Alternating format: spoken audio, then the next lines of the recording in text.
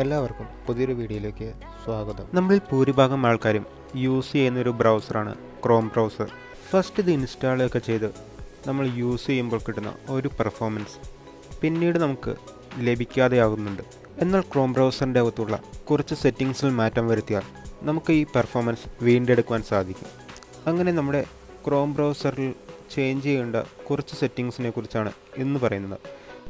ഈ വീഡിയോ നിങ്ങൾക്ക് ഏതെങ്കിലും വിധത്തിൽ ഉപകാരപ്പെട്ടുവെങ്കിൽ ചാനൽ സബ്സ്ക്രൈബ് ചെയ്യുവാനും വീഡിയോ ലൈക്ക് ചെയ്ത് കമൻറ്റ് ചെയ്യുവാനും മറക്കരുത്. അപ്പോൾ സമയം കളയാതെ നമുക്ക് വീഡിയോയിലേക്ക് പോകാം. നമ്മുടെ ക്രോം ബ്രൗസർ ഇതുപോലെ ഹോൾഡ് ചെയ്ത് പിടിക്കുമ്പോൾ സൈഡിലായിട്ട് ഒരു ഐ ബട്ടൺ കാണും. ഐ ബട്ടൺ സെലക്ട് ചെയ്ത് നമ്മൾ ചെല്ലുന്നത് ആപ്പ് ഇൻഫോമിലാണ്. ഇതിൻ്റെ അകത്ത് നമുക്ക് ഇൻസ്റ്റാൾ അൺനോൺ ആപ്ലിക്കേഷൻ എന്ന് പറഞ്ഞൊരു ഓപ്ഷൻ കാണുവാൻ സാധിക്കും. ഇത് നമ്മൾ എനേബിൾ ചെയ്ത് വെച്ചിരിക്കണം.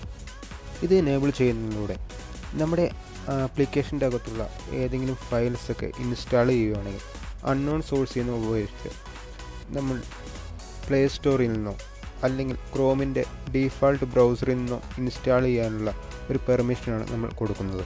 ഇതിലൂടെ അൺനോൺ സൈറ്റിൽ നിന്നുള്ള ഏതെങ്കിലും ലിങ്കൊക്കെ ഇൻസ്റ്റാൾ ചെയ്യുന്നത് പ്രിവെൻറ്റ് ചെയ്യാൻ സാധിക്കും.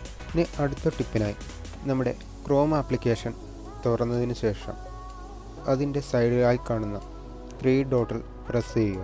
ഇതിൽ ആപ്ലിക്കേഷൻ്റെ സെറ്റിങ്സിനകത്ത് പ്രൈവസി ആൻഡ് സെക്യൂരിറ്റി എന്ന ഓപ്ഷൻ സെലക്ട് ചെയ്യുക.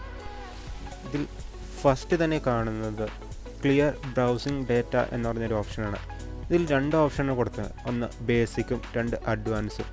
ബേസിക്കിൽ നമ്മുടെ ഹിസ്റ്ററീസ് മാത്രം ക്ലിയർ ചെയ്യാനുള്ളൊരു ഓപ്ഷനാണെങ്കിൽ അഡ്വാൻസിൽ നമ്മളവിടെ സേവ് ചെയ്ത് വെച്ചിരിക്കുന്ന പാസ്വേഡ് എല്ലാം ക്ലിയർ ചെയ്യാനുള്ളൊരു ഓപ്ഷൻ ഉണ്ട്. ഇത് നമ്മുടെ ഓൾ ടൈമും 7 ഡേയ്സ് 24 ഹവേഴ്സ് അങ്ങനെ ഏത് വേണമെങ്കിലും നമുക്ക് സെലക്ട് ചെയ്യാൻ സാധിക്കും. ഇത് നമുക്ക് ആവശ്യമുള്ളവ നിർത്തി ബാക്കിയെല്ലാം സെലക്ട് ചെയ്തിട്ട് ക്ലിയർ ഡേറ്റ എന്ന് കൊടുത്തു കഴിഞ്ഞാൽ നമ്മുടെ ഹിസ്റ്ററീസും നമ്മൾ സേവ് ചെയ്ത് വെച്ചിരിക്കുന്ന ബുക്ക് മാർക്കും ഇതെല്ലാം ക്ലിയർ ചെയ്യാൻ, ഇതിലൂടെ നമ്മുടെ ഫയൽ സൈസ് കുറയ്ക്കുവാനും ആവശ്യമില്ലാത്ത ഫയൽസ് എല്ലാം ഡിലീറ്റ് ചെയ്ത് കളയാനും സാധിക്കും. ഇനി അടുത്ത സെറ്റിങ്സ് സേഫ് ബ്രൗസിംഗ് എന്ന് പറഞ്ഞ ഓപ്ഷനാണ്. ഇതിൽ സാധാരണയായി സ്റ്റാൻഡേർഡ് പ്രൊട്ടക്ഷൻ ആയിരിക്കും എനേബിൾ ആയിരിക്കുന്നത്.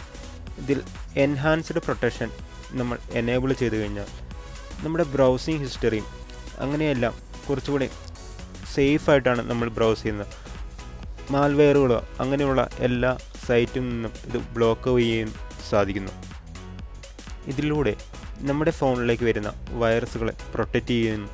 ഇതിൽ ഏത് സൈറ്റിലാണ് മാൽവെയറുകൾ ഉള്ളത് എന്ന് നമുക്കറിയാത്തതുകൊണ്ട് ഇത് എൻഹാൻസ്ഡ് പ്രൊട്ടക്ഷൻ ചെയ്തു വെച്ചിരിക്കുന്നതാണ് കൂടുതൽ സേഫ്. ഇനി അടുത്തതായി പറയാൻ പോകുന്ന സെറ്റിങ്സ് എന്ന് പറഞ്ഞാൽ ഓൾവേസ് യൂസ് സെക്യൂർ കണക്ഷൻ എന്നുള്ളതാണ്.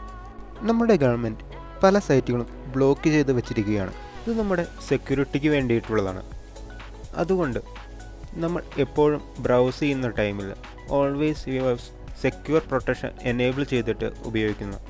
കാരണം ഏതെങ്കിലും അൺനോൺ സൈറ്റിലൊക്കെ കയറി നമ്മൾ പണി വെട്ടാതിരിക്കാൻ വേണ്ടിയിട്ടാണ് സെക്യൂർ കണക്ഷൻ എപ്പോഴും യൂസ് ചെയ്യാൻ പറയുന്നത്. അടുത്ത സെറ്റിംഗ് വളരെ സിമ്പിളായിട്ടുള്ള ഒരു സെറ്റിങ്സാണ് നോട്ടിഫിക്കേഷൻസ്.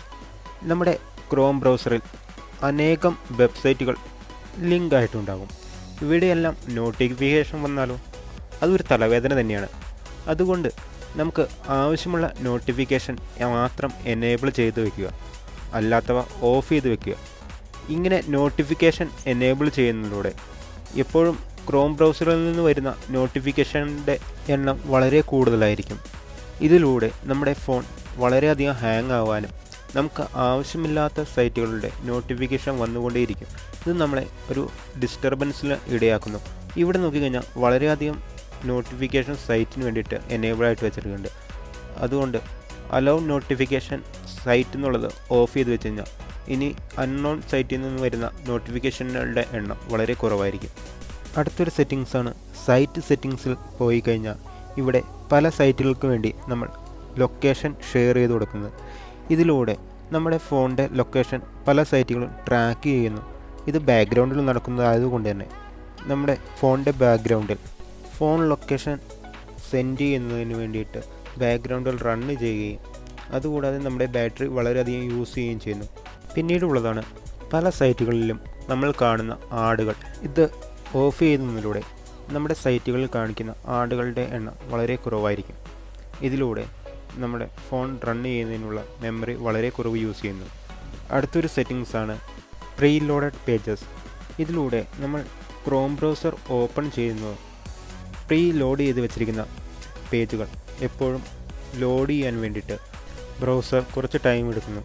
ഇതിലൂടെ നോ പ്രീ ലോഡഡ് പേജ് എന്ന് പറഞ്ഞൊരു ഓപ്ഷൻ കൊടുക്കുകയാണെങ്കിൽ ബ്രൗസർ എപ്പോഴും ഹോം പേജ് മാത്രം ഓപ്പൺ ചെയ്യുകയുള്ളൂ.